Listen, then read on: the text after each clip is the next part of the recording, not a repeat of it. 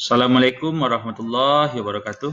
Alhamdulillah, syukurillah atas kehadiran Allah Subhanahu wa taala yang telah memberikan rahmat dan karunia-Nya sehingga kita bisa berkumpul secara virtual pada mata kuliah pelayanan konseling keluarga dengan materi konsep dasar pelayanan konseling pranikah. Kemudian salawat dengan salam kita aturkan kepada Nabi besar Muhammad sallallahu alaihi wasallam dengan melafazkan Allahumma shalli ala sayyidina Muhammad wa ala ali sayyidina Muhammad. Baiklah, untuk tidak memperpanjang kata mukadimah, kita akan membahas materi kita pada minggu ketiga ini, di mana akan dijelaskan oleh saya sendiri, Fadillah Putra MPD Kons. Nah, pertama di sini yang ingin kita bahas adalah konsep dasar konseling pranikah. Yang pertama, makna konseling pranikah. Yang kedua, ada tujuan konseling pranikah. Dan ketiga, beberapa kasus pranikah. Dan keempat, pelayanan BK untuk kasus pranikah. Oke, sederhana saja di sini. Makna dari konseling pranikah merupakan proses pemberian bantuan terhadap seorang individu agar dalam menjalankan pernikahan yang akan mereka jalani atau kehidupan rumah tangga yang akan mereka jalani bisa selaras dengan ketentuan dan petunjuk dari aturan yang telah berlaku.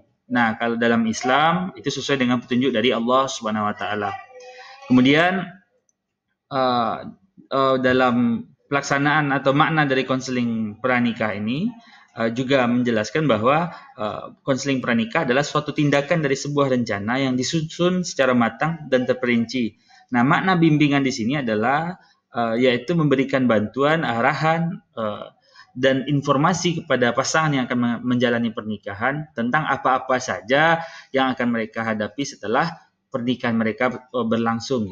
Nah, yang kedua adalah tujuan dari konseling pranikah. Nah, pelaksanaan bimbingan konseling pranikah yang dimaksud adalah tindakan yang di dalamnya terdapat unsur-unsur yang sudah terencana, disusun secara matang dan terperinci, sehingga pelaksanaan bimbingan dapat berjalan dengan baik dan tujuan dari pelaksanaan bimbingan pranikah dapat tercapai, yaitu memberikan penasehatan atau nasihat atau informasi kepada calon pengantin, sehingga para pengantin dapat mewujudkan keluarga yang sakinah, mawaddah, dan warahmah. Nah, jadi tujuan di sini adalah agar pasangan pengantin tadi bisa mengetahui apa-apa saja yang akan mereka butuhkan, apa-apa saja yang akan mereka hadapi dalam menjalani pernikahan. Nah, kemudian beberapa kasus dari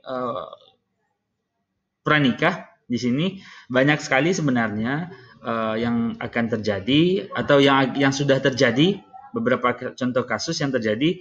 Pertama, di sini menikah sepertinya indah, namun pada penuh bunga-bungaan dan harapan.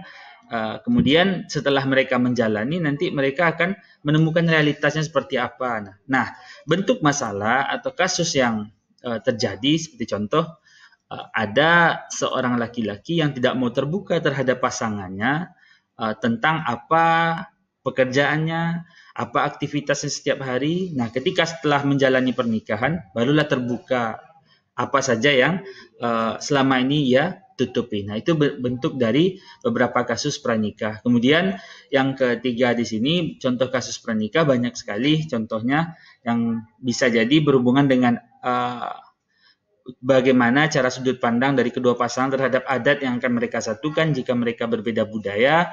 Kemudian tingkat perekonomian, masa lalu pengalaman dari calon kedua mempelai, baik itu si suami maupun istri, kehidupan rumah tangga, dan segala macamnya. Nah, itulah beberapa kasus dari pranikah. Nah, kalau dalam hal kebudayaan di sini bisa jadi bagaimana penyatuan atau pelaksanaan adat atau budaya yang akan digunakan dalam pernikahan. Apakah menggunakan adat laki-laki kah atau perempuan? Nah, disinilah pelaksanaan konseling pranikah dalam meluruskan dan menunjukkan dan menentukan apa yang akan mereka hadapi atau yang akan mereka jalani pada proses pernikahan dan setelah pernikahan. Nah, bentuk pelayanan BK untuk kasus pranikah ini banyak sekali, bisa dalam bentuk format per individu maupun kelompok. Nah, jadi jika individu di sini, maka si konselor akan berikan bantuan atau konseling kepada si kedua mempelai sehingga mereka dapat memahami dan menyetujui apa putusan dari setiap problem yang akan muncul setelah pernikahan atau yang akan mereka jalani pada pernikahan. Mungkin itu saja yang dapat disampaikan. Demikianlah, wabillahi taufiq wal hidayah. Assalamualaikum warahmatullahi wabarakatuh.